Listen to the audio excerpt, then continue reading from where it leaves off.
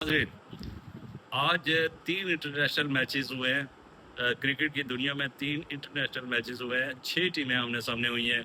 इसमें बांग्लादेश और जिम्बाब्वे जो है तो वो T20 में हुई हैं। वेस्ट इंडीज़ और न्यूजीलैंड जो है तो वो वनडे में हुई हैं। और जो लास्ट जिसकी नज़रें जो थी ना कि इस सीरीज़ का ना आखिरी मैच था इंडिया और इंग्लैंड के दरमियान लॉर्ड्स के तारीखी ग्राउंड में है। और इस पर नज़रें सारी दुनिया की थी कि आया रोहित शर्मा जो है तो आज परफॉर्म करेंगे। आया रोहित शर्मा का ये आखिरी मैच है, क्या रोहित शर्मा जो है तो आज परफॉर्म कर पाएंगे कि नहीं कर पाएंगे? क्या इंडिया ये मैच जीतेगी या फिर ना आज इंग्लैंड जीत के तो सीरीज 2-1 से करेगी? तो आज का जो था मैच इसके ऊपर नजरें थी।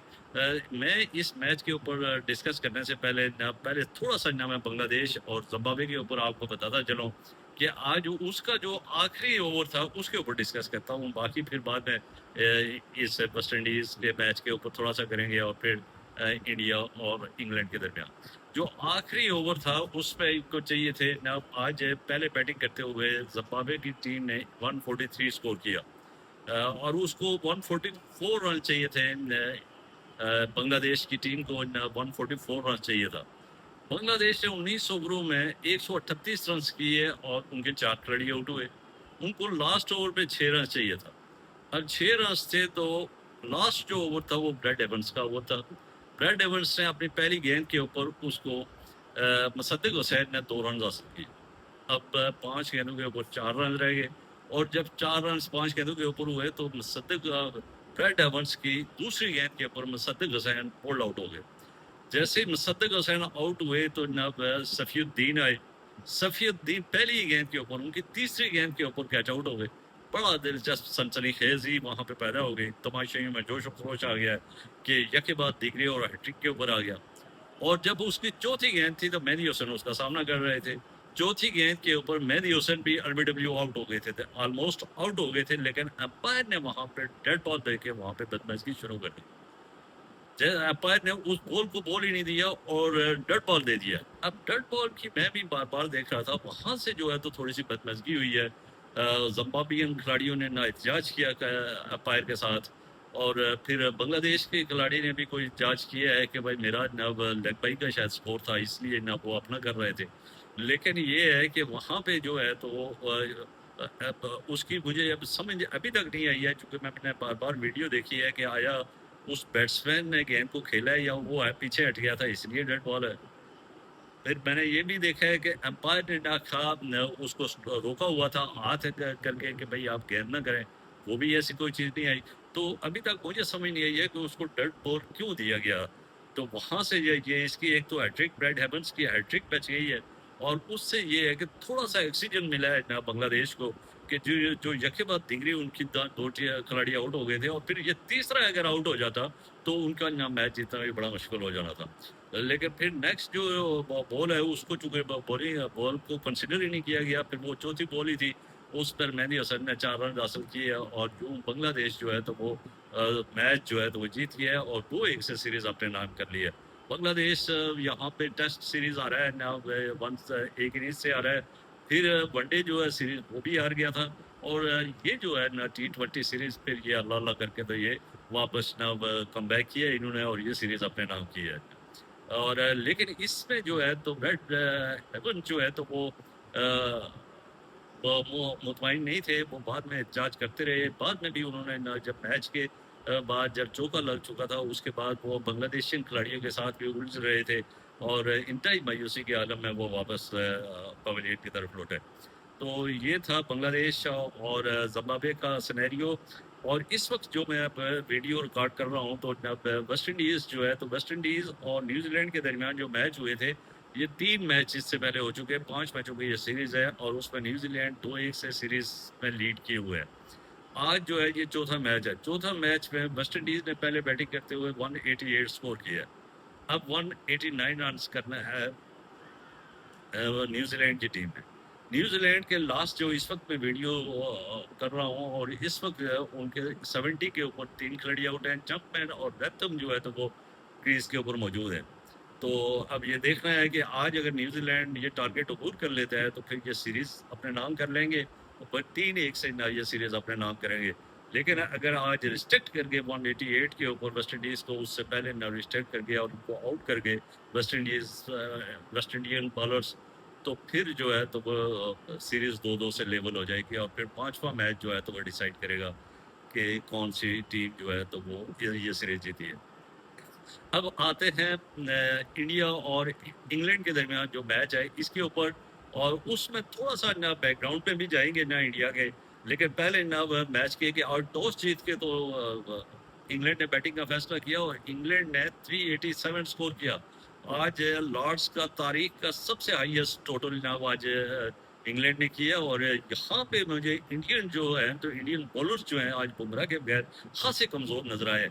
मुझे बिल्कुल एक्सपोज हो गई है उनकी बॉलिंग जो है तो बुमराह के बगैर आयरलैंड उनसे जीता है, बुमराह के बगैर उनको वाइट वॉश हुआ है T20 में, और आज वनडे में वो नहीं थे तो 387 स्कोर करने में कामयाब हुए इंग्लैंड की टीम। तो ये इससे ये जाहिर होता है कि अब इस वक्त इंडियन टीम में अगर कोई कमजोरी है तो वो एक तो उनकी बॉलिंग बहुत कमजोर है इस वक्त और वो इम्पैक्ट डालने में नाकाम है।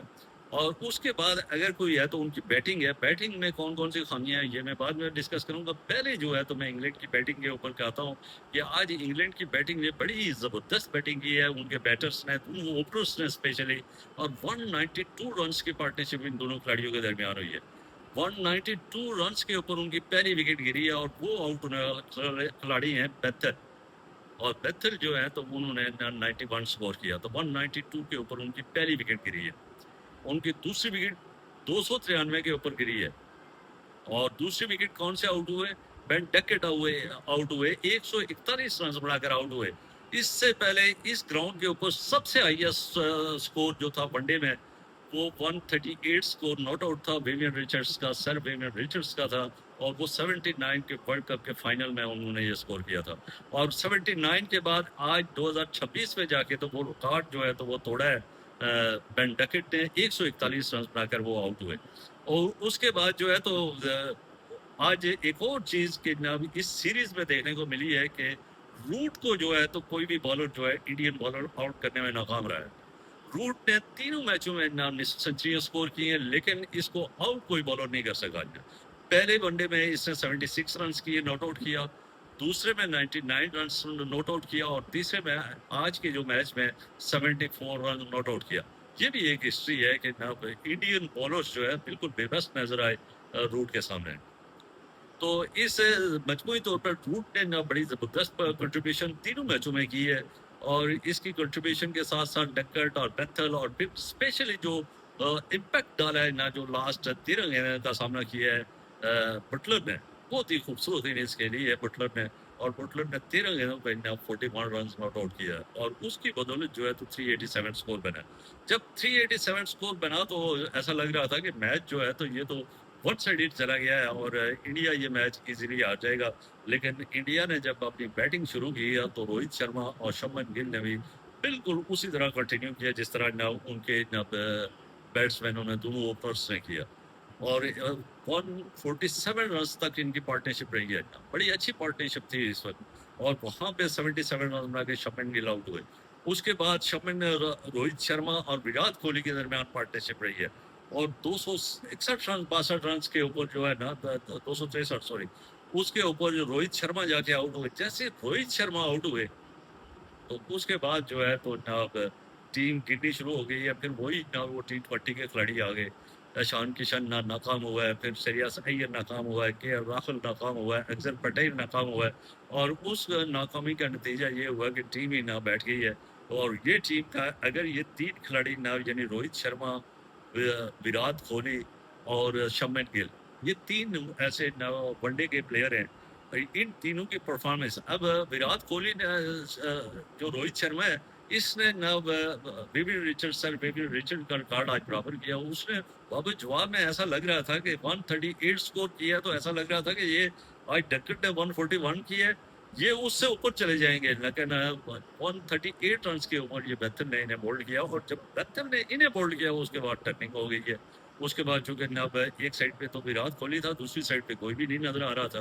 ईशान किशन ने था नाकाम, सरिया सैयद ने नाकाम, और उसका रिजल्ट ये हुआ है कि तारीख का जो है सबसे हाईएस्ट टोटल इससे पहले इस ग्राउंड के ऊपर टोटल जो है तो इंग्लैंड के अगेंस्ट इंडिया ने इन सबसे हाईएस्ट टोटल चेस किया हुआ था। तो मैं मेरे जहन में ये था जिस वक्त विराट कोहली और रोहित शर्मा और शुभमन गिल खेल रहे थे, तो मैंने कहा कि जिस वक्त इन्होंने वापस रिप्लाई किया बड़ा अच्छा ना इन्होंने आगाज किया, तो ऐसा लग रहा था कि ये 387 रन का टारगेट है, आज अपने टारगेट को वो चेस वाले टारगेट को तोड़ेंगे।